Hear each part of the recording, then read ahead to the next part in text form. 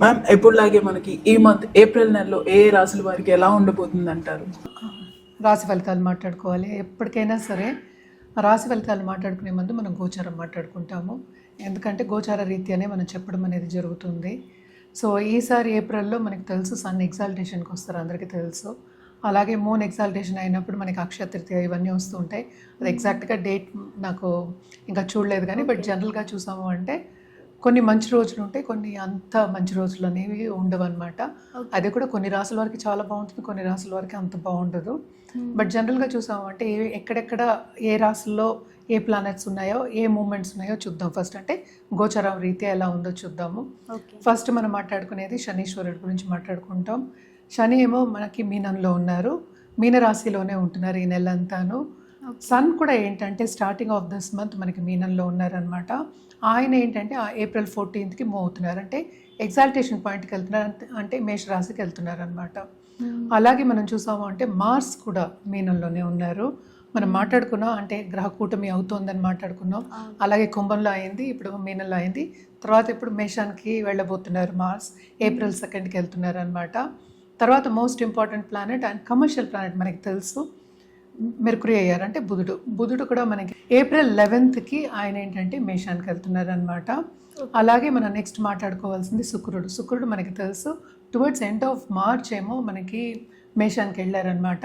ఆయన April 19th వృషభానికి వెళ్తున్నారు. Jupiter అంటే మంచి గ్రహం, మనం ఎప్పుడు మాట్లాడుకుంటాం, చాలా బ్లెస్సింగ్స్ ఇచ్చే గ్రహం, మంచి చేసే గ్రహం మనకి జూపిటర్ అయ్యారు. ఆయన ఏంటంటే మనకి ప్రస్తుతం మిథునంలో ఉన్నారు. ఆయన అక్కడే ఉంటున్నారు, అంటే ఈ మంత్ అంతా జూన్లోనే ఆయన మారుతున్నారు అనమాట, అంటే ఎగ్జాల్టేషన్ పొజిషన్కి వెళ్తున్నారు. తర్వాత మనం మాట్లాడుకోవాల్సింది కేతువులు. రాహు ఏమో ప్రస్తుతం మనకి కుంభంలో ఉన్నారు, కేతు ఏమో మనకి తెలుసు సింహంలో ఉన్నారు. అండ్ ఆల్సో ఎప్పటికైనా సరే మనం చెప్పుకునేది ఏంటంటే చంద్రుడు 2 రోజులకు ఒకసారి మారుతూనే ఉంటారనమాట. సో జనరల్ ప్రెడిక్షన్స్ మనం అంటే జనరల్ గోచారం మాట్లాడుకున్నాము. జనరల్గా పరిహారాలు చేయాలి అంటే కనుక నవగ్రహాల చుట్టూ ప్రదక్షిణ చేయడము, నవగ్రహ హోమాలు, నవగ్రహంకి దానాలు ఇవ్వడము చేయడం అనేది మంచిది. అలాగే ఏలినాటి శని ఎవరెవరికి ఉంది అండ్ ఆల్సో మనం చెప్పుకోవాలి ఏంటంటే కంబషన్ ఉందన్నమాట శనికి కూడాను, ఏప్రిల్ ఎండ్ వరకు ఉంది. కంబషన్ అంటే ఏంటంటే సన్ను శని కలిసి ఉండడం అనమాట, దగ్గర ఉండడం మనం చెప్పుకోవాలి. సో ఎక్కువ కొంతవరకు స్తంభించిపోయి ఉంటారు శని కూడాను. బట్ జనరల్గా మనం చూసామంటే ఈవెన్ మన లోక పరిస్థితి కూడా మనం చూసాము అంటే ఆందోళనకరంగానే ఉంది. సో ఇవన్నీ పోవాలి అంటే ఇంకా కొంచెం టైం పడుతుందన్నమాట. సో పరిహారాలు అందుకని మానేయకూడదు, మనం కంటిన్యూస్గా పరిహారాలు చేస్తూనే ఉండాలి. అంటే ఏం చేయాలి అంటే ఒక్కొక్క రాశి వాళ్ళకి ఒక్కొక్కటి ఉంటుంది. బట్ జనరల్ పరిహారాలు ఎప్పుడు నేను చెప్పేది ఏంటంటే దేవి పూజలు చేసేవాళ్ళు కంటిన్యూస్గా ప్లీజ్ దేవి పూజలు చేయండి. ఎందుకంటే శక్తికి మించింది మనకి వేరే లేరు. అంటే ఎవరి కుటుంబానికి వాళ్ళకి కులదేవతలు అనేవాళ్ళు ఉంటారు. సో కులదేవతల్ని మనం సేవించవచ్చు, కానీ శక్తి పూజలు చేసింది శక్తి పూజల కన్నా మించింది లేదు అని అందరూ చెప్పుకుంటూ ఉంటారు, అది నేను చెప్పింది కాదు. సో శక్తి పూజలు చేసేవాళ్ళు కంటిన్యూస్గా, దేవి పూజలు చేసేవాళ్ళు కంటిన్యూస్గా చేయండి. ఇలాగ ఫ్రైడే చేయాలి, ట్యూస్డే చేయాలి అలా లేదు, కంటిన్యూస్గా చేసుకోవచ్చు అనమాట, బాగుంటుంది. ఎప్పటికైనా సరే మనం పాజిటివ్ బ్యాంక్ బ్యాలెన్స్ అనేది పెంచుకుంటే కొంతవరకు చెడు జరిగినా కూడా మనం నిలబడే స్థాయి అనేది మనకు వస్తుందన్నమాట. సో తప్పక ఏంటంటే ఇవన్నీ పరిహారాలు చేస్తూ అండ్ ఆల్సో ఆధ్యాత్మికంగా గ్రోత్ తెచ్చుకోవడం, దైవ చింతన ఉండడం అందరు రాసుల వారికి చాలా చాలా మంచిదన్నమాట. జనరల్గా మనం దానాలు కూడా చెప్పుకుంటాము, మనకి అన్నదానం కన్నా మించిన దానం కలియుగంలో లేదని చెప్పుకుంటూ ఉంటాం అనమాట. సో ఎవరికైనా ఒక పట్టెడు అన్నం పెట్టడం అంటే టైంకి 12 అంటే భోజనం టైంకి పెట్టడం అనేది ఎవరికైనా సరే పెట్టడం అనేది మంచిది. సో ఇవన్నీ మనం మాట్లాడుకునే జనరలే, ఇవన్నీ మిగతాది మన రాసుల వారిగా మళ్ళీ మాట్లాడుకుంటాం. మేడం మీనరాశి వారికి ఈ ఏప్రిల్ నెలలో ఎలా ఉండబోతుంది అంటారు? మీనరాశి వాళ్ళు కూడా మిశ్రమ ఫలితాలే చెప్పుకోవాలి. ఎందుకంటే అన్ని స్టార్టింగ్ ఆఫ్ దిస్ మంత్ అన్ని గ్రహాలు అందులోనే ఉన్నాయి. కొంతవరకు ఏంటంటే ప్లసెస్ ఉన్నాయి, అటు మైనసెస్ ఉన్నాయి అనమాట.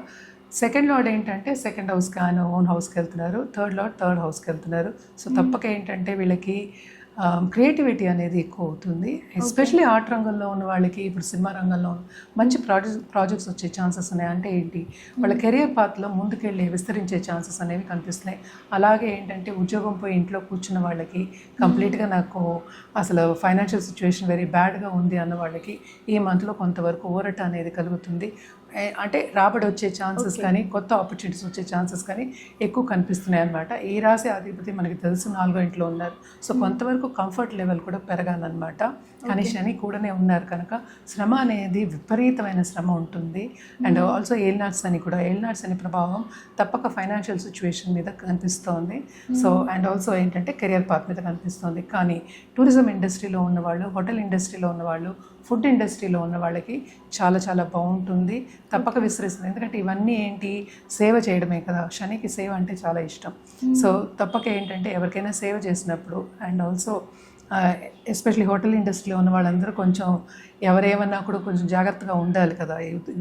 So client is the God అని చెప్తూ ఉంటారు కదా ఎవరైతే. సో వాళ్ళందరికీ చాలా బాగుంటుందనే చెప్పాలి. అండ్ ఆల్సో మనం చూసాము అంటే ఆన్లైన్ బిజినెస్ చేసే వాళ్ళకి, అలాగే ఫారిన్ టచ్ ఉన్న వాళ్ళకి అది కూడా చాలా బాగుంటుంది. తప్పక ట్రావెలింగ్ అనేది కనిపిస్తుంది.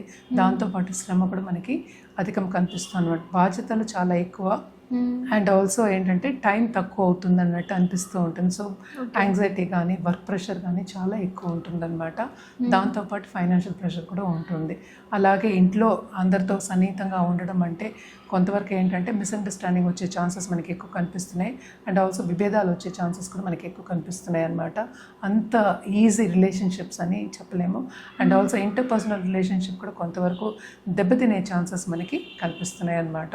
అండ్ ఆల్సో కొత్తగా పెళ్ళి కావాలి అన్న వాళ్ళకి తప్పక సత్సంబంధాలు ఏర్పడే ఛాన్సెస్ ఉన్నాయి. కానీ 1కి 2 సార్లు చూసుకోవడం అనేది మంచిదన్నమాట. వాళ్ళకి తగ్గవాళ్ళు అంటే మన అనుకున్నది వస్తుందని మనం చెప్పలేము అనమాట. ఎందుకంటే అంత బాగాలేదు కనుక మిగతా పొజిషన్ కూడా అంత బాగాలేదు. బట్ ప్లస్ పాయింట్స్ ఉన్నాయి. ఎందుకంటే 3rd హౌస్కి వీనస్ వెళ్తున్నారు. దట్స్ అ వెరీ గుడ్, చాలా చాలా మంచి సంచారం అనమాట. అండ్ 4th లార్డ్ కూడా మన 2nd వెళ్తున్నారు కనుక కొంతవరకు ప్లానటరీ పొజిషన్ అనుకూలంగా ఉంది కనుక ఇంటర్పర్సనల్ రిలేషన్షిప్ కూడా మెరుగుపడే ఛాన్సెస్ అనేవి మనకి కనిపిస్తుంది. స్టూడెంట్స్కి ఎలా ఉండబోతుంది అంటారు? స్టూడెంట్స్కి కూడా తప్పక వీళ్ళకి ట్రావెలింగ్ అనేది ఉంటుంది. ఫారిన్లో సెటిల్ అయ్యే ఛాన్సెస్ అనేవి ఉంటాయి. కానీ శ్రమ మాత్రం చాలా అధికం, ఖర్చు మాత్రం చాలా అధికం. వాళ్ళు అనుకునేది సాధించే ఒక దశ కింద మనం చెప్పొచ్చు అనమాట. మరి ఎలాంటి పరిహారాలు చేస్తే ఇంకా బాగుండే అవకాశాలు ఉన్నాయంటారు? తప్పక వీళ్ళ నవగ్రహాల చుట్టూ ప్రదక్షిణ చేయడం వీళ్ళకి మాత్రం తప్పక 108 టైమ్స్ చేయాలి. 108 కొంచెం ఎక్కువే చేయాలి. అండ్ ఆల్సో ఏంటంటే నవగ్రహ హోమాలు కానీ లేకపోతే స్తోత్రాలు చదువుకోవడం కానీ చేయడం అనేది very very important. And also శని కూడానే ఉన్నారు కనుక తప్పక శని కాళ్ళు పట్టుకోవడం అనేది ఇంకా ఇంకా ఇంపార్టెంట్. అందుకనే విడివిడిగా గ్రహాలు కాకుండా నవగ్రహాలు చెప్పేస్తాను అనమాట. అండ్ నవగ్రహాలకు కూడా ఏంటంటే జపాలు చేసి అలాగే దానం ఇవ్వడం అనేది చాలా చాలా మంచిదన్నమాట. అండ్ ఆల్సో మనం చూసాము అంటే శనికి నేను చెప్పినట్టు సేవ అనేది ఇష్టం కనుక తప్పక ఇప్పుడు వృద్ధాశ్రమంకి వెళ్ళి సేవ చేయడం కానీ లేకపోతే ఒక టెంపుల్లో సేవ చేయడం కానీ లేకపోతే కంటిన్యూస్గా ఏదో ఒక పూజలు చేయించుకోవడం, ఆన్లైన్ పూజలైనా చేసుకోవడం కానీ చాలా మంచిది. అటు సర్ప పూజలు కూడా చేస్తూ ఉంటారు. సో దానికి కూడా చేయొచ్చు అనమాట. సో చేసుకోవడం చాలా చాలా ఇంపార్టెంట్ అనమాట. బట్ నవగ్రహాల చుట్టూ మాత్రం ప్రదర్శన చేయండి. రోజు తైలదీపం ఇంట్లో పెట్టుకోండి వితౌట్ మిస్సింగ్ అన్నమాట. త్రూఅవుట్ ద మంత్ అంటే నిత్యం చేసుకోండి అని చెప్పడం జరుగుతుంది. అలాగే రుద్రాక్ష విషయానికి వస్తే కనుక తప్పక వీళ్ళు అష్టముఖి వేసుకోవడం అలాగే సప్తముఖి వేసుకోవడం చాలా మంచిది. దాంతోపాటు ఏంటంటే ఏకాదశముఖి రుద్రాక్ష వేసుకోవడం అనేది ఇంకా మంచిది. బట్ ఇవన్నీ ఏంటంటే మనం జాతక రీత్యా ఇవ్వడం అనేది జరుగుతుంది, ప్రిస్క్రైబ్ చేయడం అనేది జరుగుతుంది. ఎవరికైనా కావాలంటే తప్పక మనని సంప్రదించడం అనేది జాతకం చూపించుకుని వేసుకోవడం అనేది ఆల్వేస్ ఉత్తమం అనమాట. అండ్ కలర్స్ విషయానికి వస్తే కనుక తప్పక వీళ్ళు ఏంటంటే బ్లూ అండ్ ఆల్సో ఎల్లో వేసుకోవడం చాలా మంచిది. దాంతోపాటు గోల్డ్ వేసుకోవడం ఇంకా మంచిది. ఇవన్నీ ఏంటంటే ఆన్ థర్స్డే వేసుకుని చూడండి. ఇంకా any one of the colours also ఆ రోజు వేసుకుని చూడండి ఇంకా బాగుంటుంది. ఎందుకని ఇవన్నీ చెప్తాం కలర్స్ బికాజ్ ఆ ప్లానటరీ ఎనర్జీస్ కూడా మనకి అంటే పాజిటివ్ ఎనర్జీస్ వస్తాయని చెప్పడం జరుగుతుంది అనమాట. ఇవన్నీ చేసి చూడండి ఇంకా బాగుంటుంది. ఎందుకంటే పాజిటివిటీ అనేది పెరుగుతుంది.